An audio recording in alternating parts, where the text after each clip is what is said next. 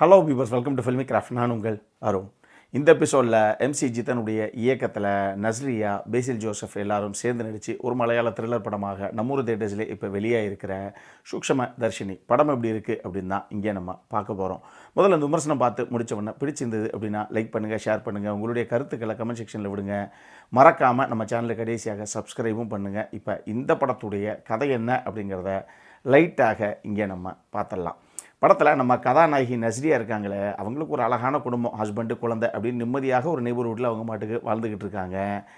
இவங்க மைக்ரோபயாலஜி படித்ததுனாலேயே மற்றவங்களை விட எல்லா விஷயங்களையும் ரொம்ப தோண்டி துருவி நுணுக்கமாகத்தான் எல்லா விஷயத்தையும் பார்ப்பாங்க. இவங்க இருக்கக்கூடிய அந்த நெய்பர்ஹுட் இருக்கே, அதுவே எப்படின்னு பார்த்தீங்கன்னா, இவங்க வீட்டுக்கு முன்னால் அப்படி இப்படின்னு அக்கம் பக்கத்துலன்னு சொல்லி ஒரு 5-6 வீடு இருக்குதுன்னு வச்சுக்கோங்களேன். இதில் எல்லாத்துலேயும் இவங்களுக்கு ஃப்ரெண்ட்ஸ் இருக்காங்க. இவங்க எல்லாரும் ஒரு வாட்ஸ்அப் குரூப்லேயும் இருக்கிறாங்க. ஸோ எந்த ஒரு சம்பவம் அங்கே அரங்கேறிச்சு அப்படின்னா கூட டப்புன்னு குரூப்பில் இன்ஃபர்மேஷன் வந்துடும். அதனால் ஒரு கொசு கூட இவங்களை தாண்டி அந்த ஏரியாக்குள்ளே எதுவும் பண்ண முடியாது. அப்படி இருக்கக்கூடிய இந்த நெய்பர்ஹுட்டுக்கு தன்னுடைய வீட்டுக்கே திருப்பி குடி வர்றாப்பில் பேசில் ஜோசப் அவங்க அம்மாவோட. இப்போ எல்லாம் ஸ்மூத்தாக தான் படத்துடைய ஆரம்பத்தில் ஆரம்பிக்குது. ஆனால் ஒரு கட்டத்தில் இல்லையே, இந்த பயவுல கிரிமினல் பயவுலையாக இருக்கும் போல் தெரியுதே, இது ஒன்றும் அவங்க அம்மாவை நல்லா பார்த்துக்கிற மாதிரிலாம் தெரியலையே அப்படிங்கிற மாதிரி பேசில் ஜோசப் மேலே நஸ்ரியாவுக்கு ஒரு சந்தேகம் எழுது. இது இன்னமுமே அடுத்த கட்டத்துக்கு எடுத்துகிட்டு போகிற மாதிரி திடீர்னு பேசில் ஜோசஃபுடைய அம்மா மர்மமாக காணாமல் போகிறாங்க ஒரு தருணத்தில்.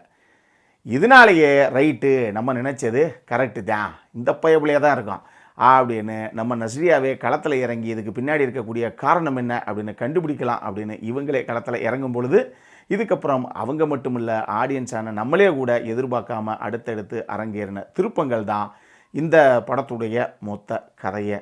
இந்த படத்தை பொறுத்தளவுக்கு சாலிடான ரைட்டிங்கு எப்பயுமே சேட்டன்ஸ் கிட்ட இருக்கும். இந்த படமும் அடுத்து ஒரு எக்ஸாம்பிள் தான் அதுக்கு.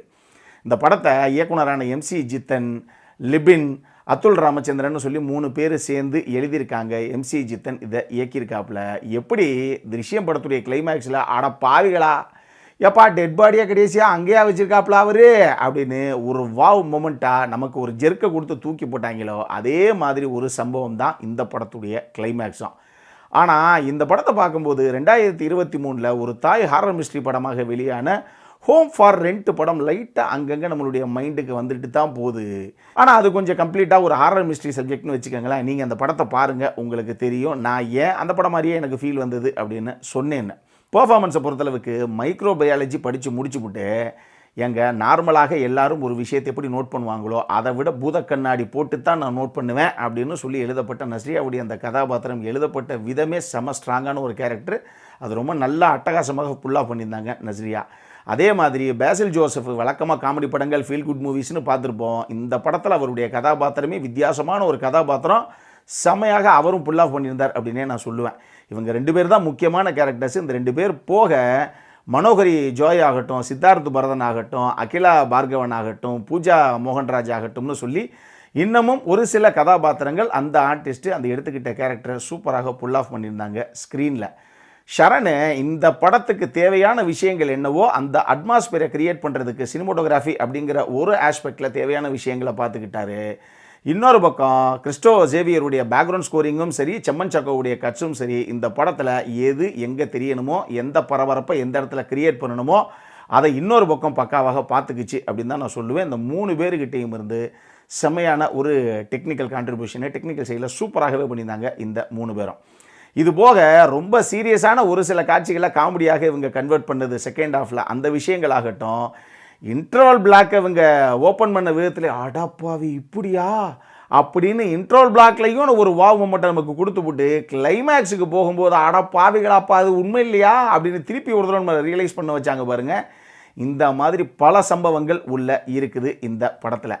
இது எல்லாமே தாண்டி இது ஸ்பாய்லர்லாம் கிடையாது, ஆனால் ஸ்பாய்லர் தான். அதாவது இந்த படத்தில் எதெல்லாம் பார்க்குறீங்களோ அது எதுவுமே உண்மை கிடையாது.